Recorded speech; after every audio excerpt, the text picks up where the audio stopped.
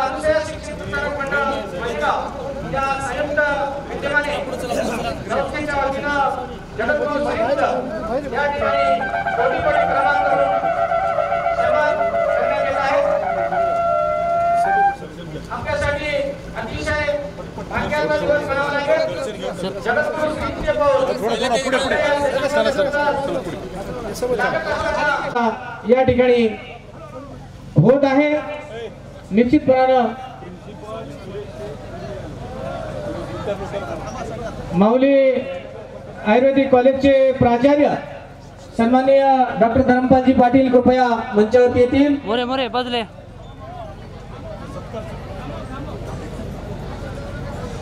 जगद्गुरू श्रींचं मंचावरती आगमन झालेलं आहे। अनंत श्री विभूषित जगद्गुरू रामानंदाचार्य श्री स्वामी नरेंद्राचरणी शैक्षणिक संस्थेच्या वतीनं अनुसया शिक्षण प्रसारक मंडळ तसेच सरस्वती बहुउद्देशीय सेवाभावी संस्थेच्या वतीनं या ठिकाणी सर्व व्यंकटराव पाटील गोजेगावकर तसेच बबनरावजी पाटील गोजेगावकर यांच्या करकमलांनी यांचं यथोचित स्वागत सन्मान संस्थेच्या वतीनं करण्यात येत आहे।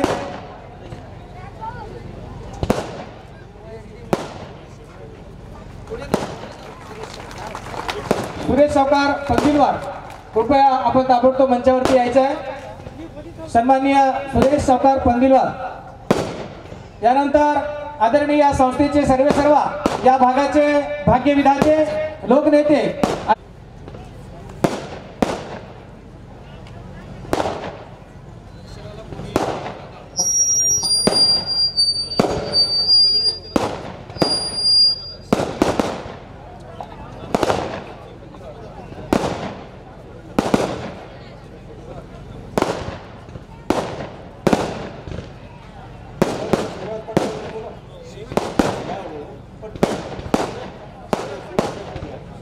शिवराज पाटील मालेगावकर कृपया मंचावरती येतील।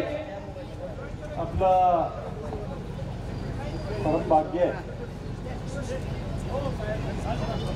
आज मोरे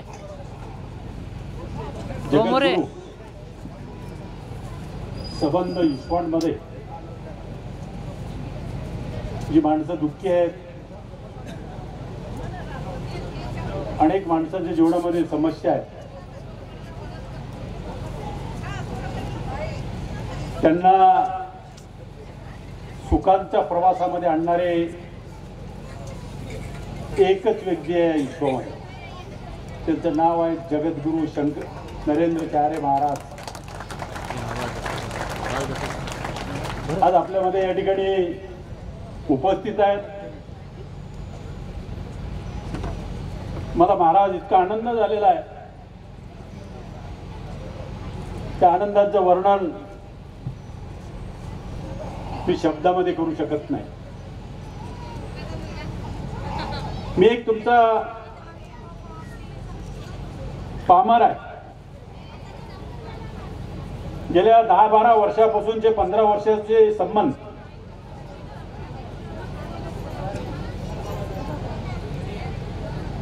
मी शून्यामधून केवळ महाराजांच्या आशीर्वादामुळे आज एक फार मोठा वैभव वटवृक्ष या ठिकाणी झालेला आहे। प्रत्येक काम राजकीय असेल, शैक्षणिक संकुल असतील, विचारल्याशिवाय पुढचं पाऊल मी टाकलेलं नाही। आणि आदरणीय महाराजांनी भरभरून इतका जिव्हाळा आमच्यासारख्या पामर माणसाला दिलेला आहे। मी मगाशी सांगितल्याप्रमाणे शब्द अपुरे आणि मी आज जे उभा आहे तुम्हाला सगळ्यांच्या साक्षीने या ठिकाणी सांगू इच्छितो, केवळ महाराजांमुळे मी या ठिकाणी उभा आहे।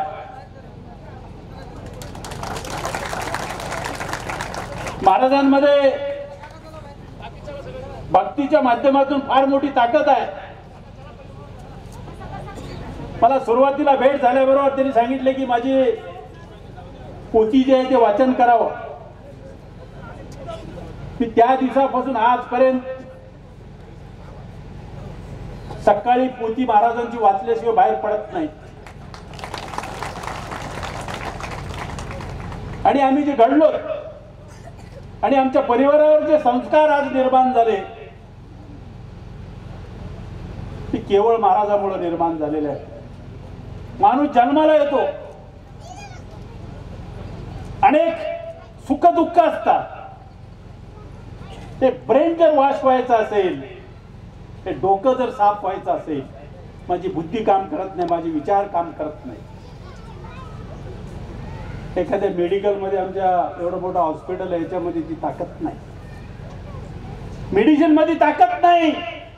जोपर्यंत आपण नरेंद्र महाराजांच्या सानिध्यामध्ये येत नाही तोपर्यंत ब्रेन वॉश होत नाही माणसांचं, सर्वसामान्य माणसांचं. अतिशय महत्वाचा विषय. अनेक उदाहरणं जर मी या ठिकाणी देऊ इच्छितो,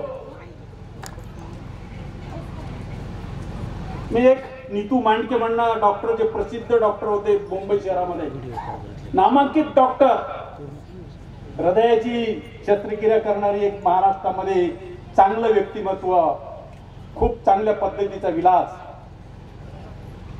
ज्यांनी बाळासाहेब ठाकरेंची कोणी शस्त्रक्रिया करायला पुढे येत नव्हती, पण त्या नीतू मांडके नाव. त्या नीतू मांडकेच्या चरित्रामध्ये पुस्तकामध्ये मी वाचलं, एकदा नीतू मांडकेला दिल्लीला अतिशय महत्वाच्या कामाला जायची घाई होती.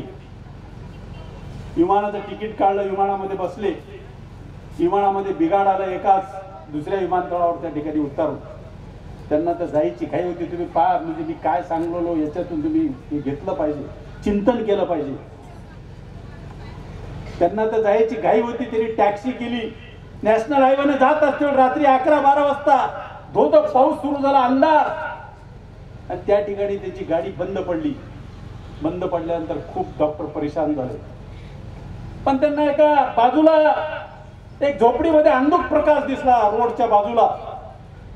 मग त्या झोपडीमध्ये ते डॉक्टर गेले आणि नरेंद्र महाराजांच्या फोटोच्या समोर एक 42 वर्षाची बाई भक्ती करण्यामध्ये तल्लीन झाली होती. त्याचा 14 वर्षाचा मुलगा हृदयाच्या बिमारीनं तडफडत होता आणि तिची आर्थिक परिस्थिती बरोबर नसल्यामुळे कुठेही दाखवू शकली नाही. 15 मिनिटं झाला भक्ती, अर्धा तास झाला, पाऊण तास झाला, 1 तास झाल्यानंतर भक्ती संपल्यानंतर त्या डॉक्टरने त्या बाईला विचारलं, तुम्ही काय मागत होतात? त्या बाईने सांगितली, माझ्या माऊलीला मागत होती की महाराष्ट्रामध्ये मुंबई शहरामध्ये प्रसिद्ध डॉक्टर नीतू मांडके कोण आहेत, त्यांची आणि माझी भेट केव्हा होईल हे मागत होती. म्हणजे किती चमत्कार आहे बघा. रेल्वे बंद, आपलं विमान बंद पडलं, गाडी बंद पडली, एवढा मोठा चमत्कार. तर काय सांगावं, माझा तर एकही क्षण जात नाही महाराजाची आठवण केल्याशिवाय. म्हणजे एवढी महान विभूती आज महाराष्ट्रामध्ये, देशामध्ये, या पृथ्वी तलावर आज प्रत्येकांचं सुख दुःख, दुःख जे आहे माणसाच्या जीवनामध्ये, अनेक समस्या आहेत, अनेक दुःख आहेत, त्या दुःखाला निवारणाचं काम आदरणीय नरेंद्रचार्य महाराज या ठिकाणी करतात. किती सुखी कुटुंब झाले, लाखो अनुयायी, लाखो भक्त, अनेक समस्या, एवढी समस्या सोडवणारे महाराज आज आपल्यामध्ये या ठिकाणी उपस्थित आहे. किती भाग्य आहे. काय न्यायचं असते, मरावे परी कीर्ती रूपी उरावे, काही न्यायचं नाही माणसाला, काय न्यायचं आहे. म्हणून आजही कुठल्याही पदावर नसते वेळेस महाराजाच्या कृपेनं रोज 200-300 ओपीडी लोक असतात आमच्याकडे, समस्या वेगवेगळी घेऊन येतात. तर ती ताकद कुणी देते, ती ऊर्जा कुणी निर्माण करते. 75 वर्ष झालं. तुम्हाला या ठिकाणी सांगू इच्छितो, मी जवळपास 4 वर्ष बिमार पडलं. राजस्थान केलं, गुजरात केलं, गोवा केलं, लीलावती हॉस्पिटल केलं, कुठेही बिमारी कमी होत नव्हती. मी आणि आमची मंडळी दोघेही आम्ही नाणीजला गेलो, त्यांनी महाराजांना समस्या सांगितलं. ते सांगितले, काही काळजी करू नका, म्हणजे इकडे या, म्हणजे काय दिले. तेव्हापासून इतकी ऊर्जा निर्माण होते. किती जरी लोक आले, ती ताकद, ती ऊर्जा केवळ महाराजांमुळे या ठिकाणी निर्माण होती. ही परिस्थिती आज आपण सर्वांनी पाहतो. किती मोठी ताकद आहे. म्हणून तुम्ही सगळ्यांनी भक्तीच्या मार्गाला लागा, तुम्ही जगा, दुसऱ्यांना जगवा.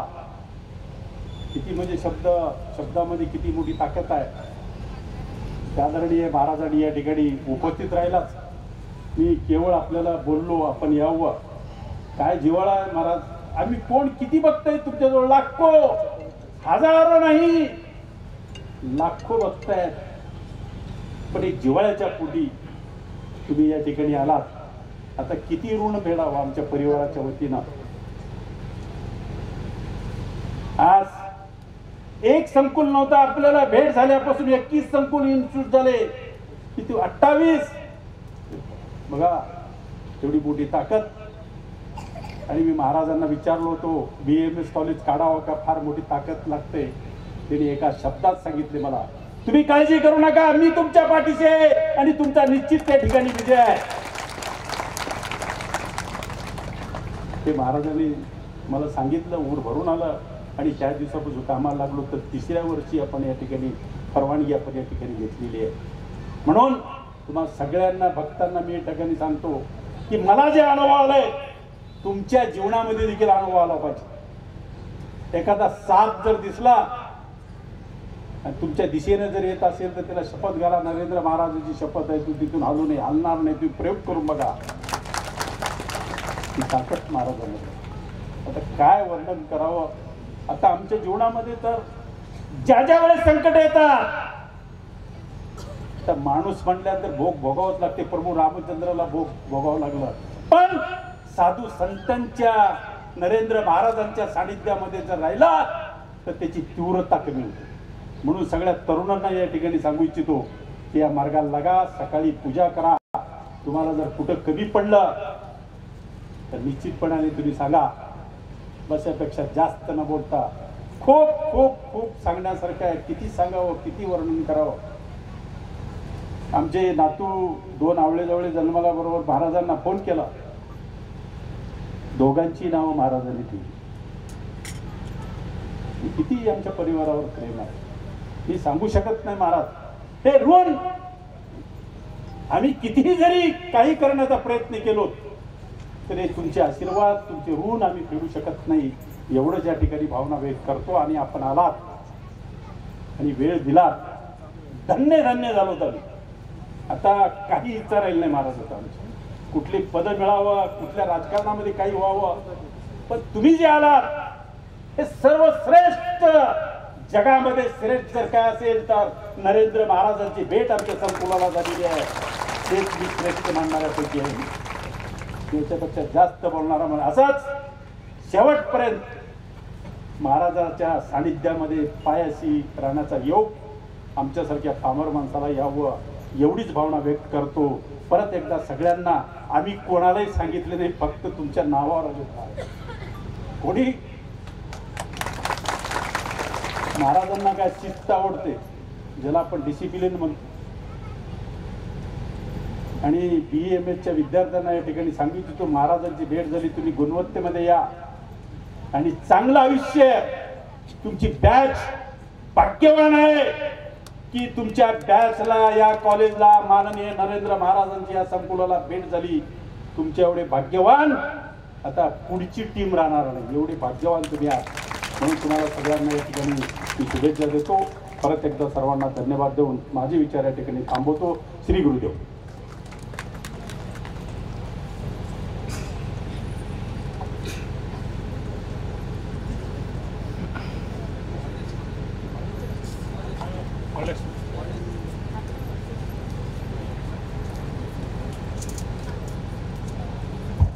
हॉल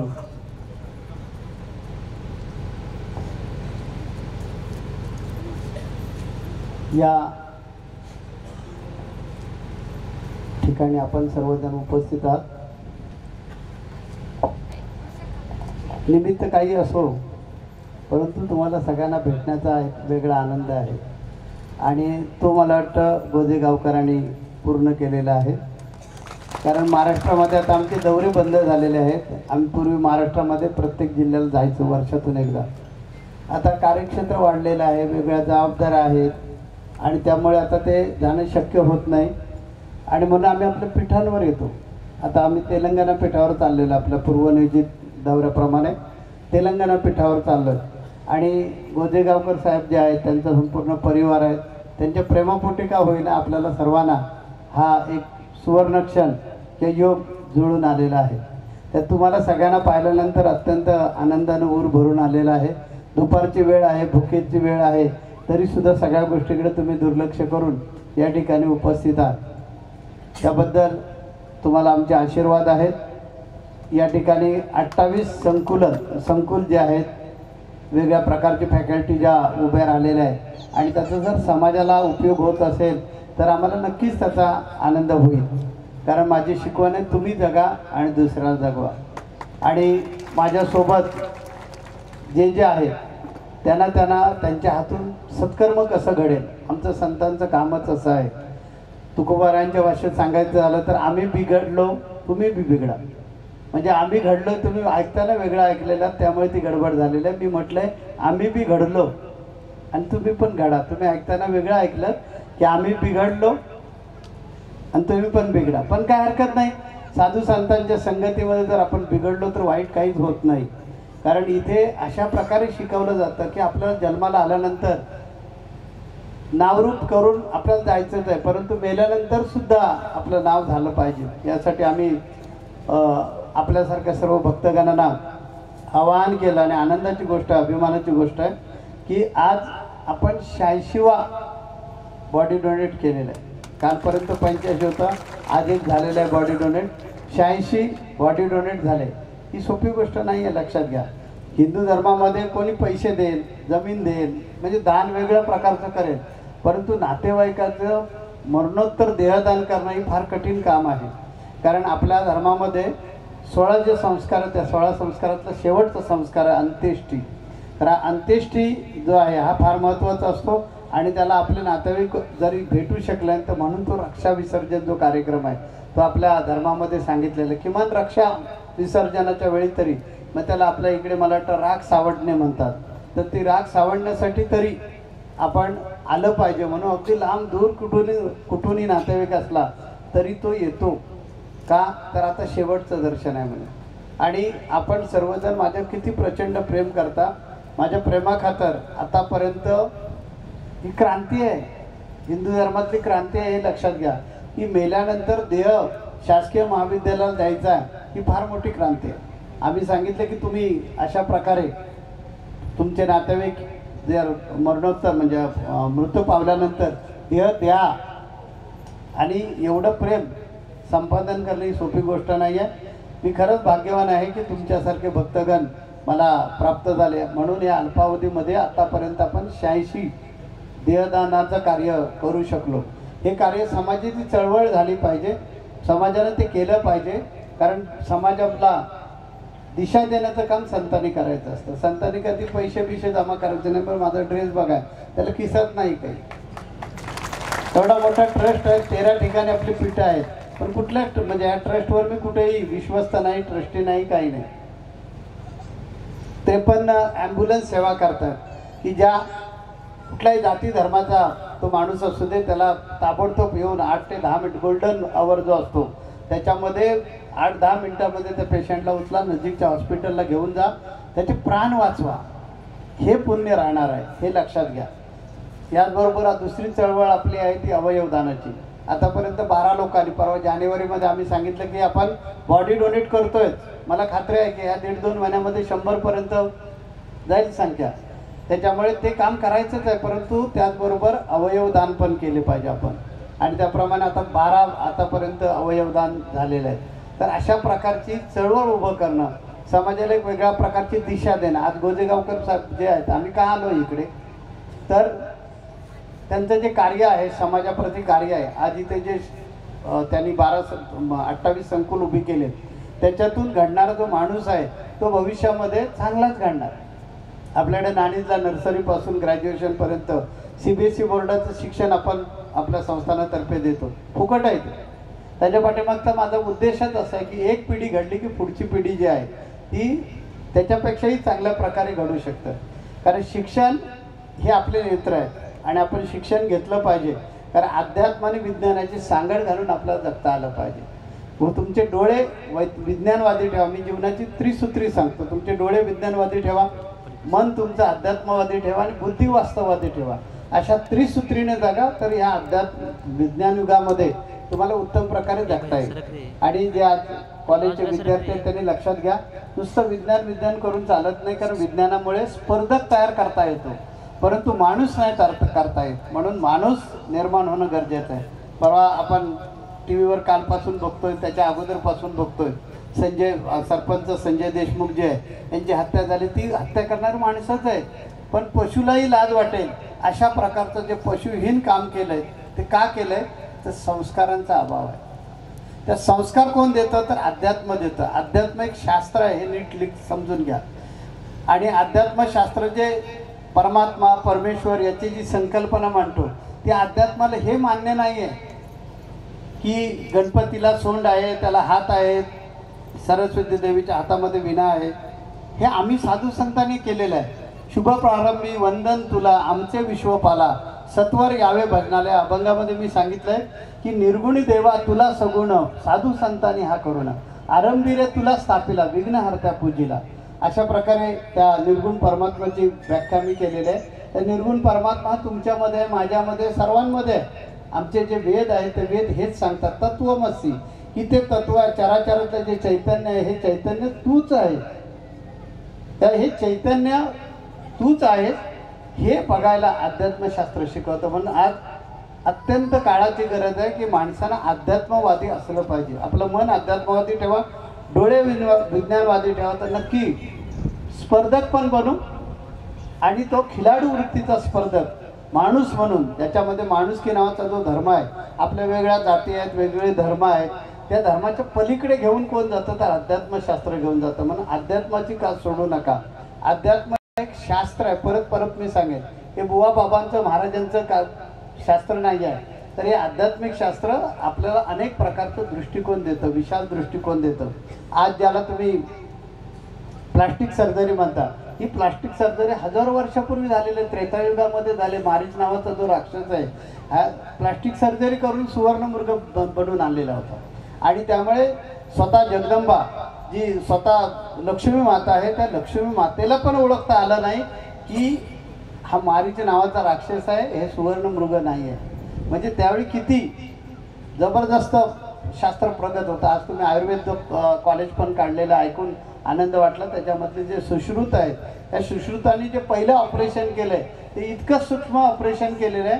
केसाची जी जाडी आहे त्या जाडीचे 1000 भाग करता येईल इतकं सूक्ष्म ऑपरेशन पहिलं सुश्रुतांनी केलेलं आहे. सर आपल्याला ओघाने येईल त्यावेळी सगळे सांगतील याच्याबद्दलची माहिती. त्या अध्यात्म जे आहे हे शास्त्र म्हणून आहे, शास्त्र म्हणून पाहिलं पाहिजे. अध्यात्म आपल्या मनाच्या कक्षा उंचावतात, रुंदावतात. म्हणून आपण आध्यात्मिक असलं पाहिजे. आमच्या प्राचीन कालच्या ऋषीमुनीने आपल्याला जी भक्ती करायला सांगितलेली आहे, ती भक्ती नेमकं दुसरं तिसरं काय आहे, तर एकाग्रतेचा व्यायाम आहे.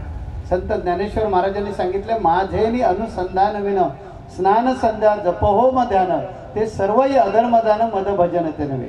म्हणजे माझ्याशी जर एकाग्र झाला नाहीस तर तू पोथीवाद, पारायण कर, पुरच्चरण कर, जप कर, यज्ञ याग अनुष्ठान काहीही कर, पण जर तुझं लक्ष त्याच्यामध्ये नसेल तर केलेली भक्ती व्यर्थ आहे. ती भक्ती असूच शकत नाही. मग ही भक्ती करायची कशी, तर एकाग्रतेने करायची. मग ही एकाग्रता आपल्याला जीवनामध्ये कशासाठी पाहिजे, तर माझं सांगणं आहे की प्रत्येक माणूस जन्माच्या स्टेशनवरून जीवनाच्या प्रवासाला सुरुवात करतो आणि मृत्यूच्या स्टेशनवर जाऊन थांबतो. तर हा जो प्रवास, हा प्रवास सुखकारक झाला पाहिजे, बिनचूक झाला पाहिजे. कारण प्रत्येक गोष्ट आहे ना, त्याला 3 बाजू आहे. एक चूक, दुसरी बरोबर आणि तिसरी बिनचूक. आपल्याला बिनचूक निर्णय घेता आले तर गोजेगावकरांसारखे आपण आपलं नाव समाजामध्ये करून ठेवू शकतो. त्याने राजकीय क्षेत्रामध्ये आपलं नाव ठेवलं आहे आणि ते हळूहळू शिक्षण महर्षी नक्की होतील. त्यांना शिक्षण महर्षी म्हणून आमचा आशीर्वाद किताब शासनाकडून नक्की मिळेल. कारण ते जे कार्य करतात ते अतिशय उत्कृष्ट कार्य. त्या कार्याचा गौरव मला आहे. माझा एक शिष्य अशा प्रकारचं कार्य करतो याचा अभिमान आहे. आणि म्हणून आम्ही आज इकडे आलो या कार्यक्रमाला किंवा इथे कॉलेजला भेट देण्यासाठी. तर मुलांनी लक्षात ठेवा की तुमचं हे जे वय आहे, ह्या वयामध्ये आपण वेगळ्या प्रकारच्या चुका करून बसतो. का करून बसतो, तर मन चंचल असतं. आपल्याला आईवडिलांनी आपला पदरमोड करून आपल्याला इकडे शाळेमध्ये कॉलेजमध्ये पाठवलेलं असतं. आणि कॉलेजच्या जीवनामध्ये म्हणजे दंगा मस्ती करणे, मुलींची खेचणे, मुलांनी मुलींच्या मस्करी करणे, मुलींनी मुलांच्या प्रेमात पडणं, याच्यासाठी आपलं उभं आयुष्य काही पोरं फुकट घालवतात. का घालवतात तर फ्युचर कळत नाही. तर ती दृष्टी कोण आणून देतं तर एकाग्र. आपल्यामध्ये संयम आवश्यक असतो, समयसूचकता आवश्यक असते, आपल्यामध्ये दूरदृष्टी आवश्यक आहे, आपल्यामध्ये प्रगल्भता आवश्यक असते, आपल्यामध्ये चिकाटी नावाचा गुणधर्म असावा लागतो, आपल्यामध्ये नेतृत्व करण्याचा गुण असावा लागतो, तर आपल्यामध्ये खिलाडू वृत्ती असावी लागते. त्याला साधक बाधक जीवनामध्ये विचार करण्याची क्षमता आपल्यामध्ये वाढायची असेल तर आपलं मन समृद्ध करा. अध्यात्मशास्त्र जे आहे हे मनावर संस्कार करणारं शास्त्र आहे. आणि तुमचं आधुनिक विज्ञान जे आहे, विज्ञान आणि आधुनिक विज्ञान, परत एक मी नवीन शब्द ठेवलेला आहे, अभ्यास करा म्हणजे कळेल तुम्हाला. मी आधुनिक विज्ञान आणि विज्ञान असं का म्हटलंय तर अध्यात्मातलं विज्ञान हे आधुनिक विज्ञान जिथे संपतं तिथे आध्यात्मिक विज्ञान सुरू होतं. त्यामुळे हे जे भक्ती सांगितलेले आहे हे सुद्धा एक विज्ञानच आहे की तुम्ही समृद्ध झालं पाहिजे, तुमच्यातली चंचलता निघून गेली पाहिजे, तुमच्यामध्ये संयम आला पाहिजे, तुमच्यामध्ये दूरदृष्टी वाढली पाहिजे, तुमच्यामध्ये खिलाडू वृत्ती वाढली पाहिजे, तुमच्यामध्ये नेतृत्व करण्याचा गुण वाढला पाहिजे. यासाठी ही भक्ती करायची. मग काही जणांना देव आवडत नाही, काय बिघडत नाही, देव निर्गुण आहे, निराकार आहे, जे जे या चराचरात आहे ते देवच आहे, फक्त कळत नाही आपल्याला म्हणून आपण टीका टिप्पणी त्याच्यावर करतो. म्हणून मी सांगेन ही जी कॉलेजची मुलं इथे बसलेली त्यांच्यासाठी मी सांगेन आणि सगळ्यांसाठीच सांगेन, तुमच्या जीवनात जर सक्सेस व्हायचं असेल तर दररोज दिवसातून 10 मिनिटं वेळ काढा आणि मनाला एकाग्रतेचा व्यायाम घ्या. मुलांना मी सांगेन तुम्हाला कुठलाही देव आवडत नसेल तर एक निरांजन घ्या आणि त्या निरांजनाची वात पेटवा आणि ती ज्योत असते त्या ज्योतीकडे फक्त 10 मिनिटं बघत बसा. एक चित्त होऊन बघत बसा आणि अनुभव घेऊन बघा. 8 ते 10 दिवसामध्ये तुमच्या हे नक्की लक्षात येईल की तुमच्यामध्ये संयम वाढला आहे. अभ्यास करण्यासाठी क्षमता वाढली. अभ्यास करताना कंटाळा येतो, अभ्यास केल्यानंतर लक्षात येत नाही. परीक्षा आली की काही मुलं तर प्रचंड हुशार असतात, पण परीक्षा आली पेपरला गेले की ते ब्लँक होतात. का तर चंचलता. ह्या गोष्टी जाण्यासाठी 10 मिनिटं एकाग्रतेचा व्यायाम करा आणि बघा तुम्हाला किती तुमच्यामध्ये चेंजेस येऊ शकतात. त्या अध्यात्म आणि विज्ञानाची सांगड घालून पुढे चला. आमचा नाथांचा आशीर्वाद तुमच्या पाठीशी आहे. पूर्वनियोजित कार्यक्रमाप्रमाणे आम्हाला तेलंगणाला जायचं आहे. तिकडे धाराशिव जिल्ह्याची मीटिंगसाठी कार्यकर्ते आलेले आहेत, तिकडे मीटिंग लावलेली आहे. आमचं कॅलेंडर जे असतं ते 1.5 वर्ष अगोदर तयार होतं. जीवनामध्ये नियोजन कसं असलं पाहिजे ते शिकण्यासारखं आहे. मी 1.5 वर्ष अगोदर माझं कॅलेंडर 365 दिवसाचं तयार करतो आणि 1992 पासून तयार करतो आम्ही. मी 1992ला या मार्गामध्ये आलो. मी पण सुरुवातीला नोकरी करायचो. लग्न झालेलं आहे. आमचे पाहुणे इकडचे औरादचेच आहेत. कानिपनाथ महाराज जे आहेत त्यांचे जे सासरवाडी औरादचीच आहेत. तर आता ते सध्या लातूरला जे सावळे आहेत ते कानिप महाराजांचे सासरे आहेत. तर आमचं कानिपनाथ महाराज 3.5 वर्षाचे होते आणि आम्ही ग्रामसेवक म्हणून नोकरीला होतो. 8 वर्ष नोकरी झालेली होती आणि गुरुदेवांनी सांगितलं नोकरी सोड.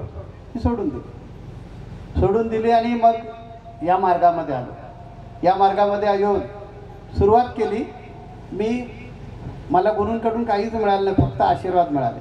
कारण जो आमचा मठ आहे आमच्या गुरुदेवांचा तो लिंगायत समाजाचा आहे. त्यामुळे लिंगायत समाजाच्या असल्यामुळे आम्हाला नाणीजला दुसरा मठ स्थापन करावा लागला.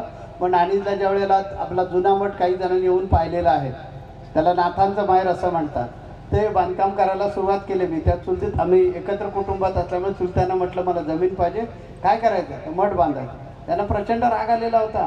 8 वर्ष सर्व्हिस झालेले आहे, वय 25 वर्ष आहे, बायकोचं वय 23 वर्ष आहे, मुलगा 3.5 वर्षाचा आहे आणि नोकरी चांगली सरकारी सोडून देतो म्हणजे काय.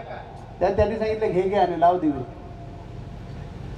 खरंच तिथे दिवे लागले आणि आज अल्पावधीमध्ये 30-35 वर्षामध्ये आम्ही 13 ठिकाणी पीठं निर्माण केले. भारतातला जवळजवळ अर्धा भारत कॅप्चर करून टाकलेला आहे.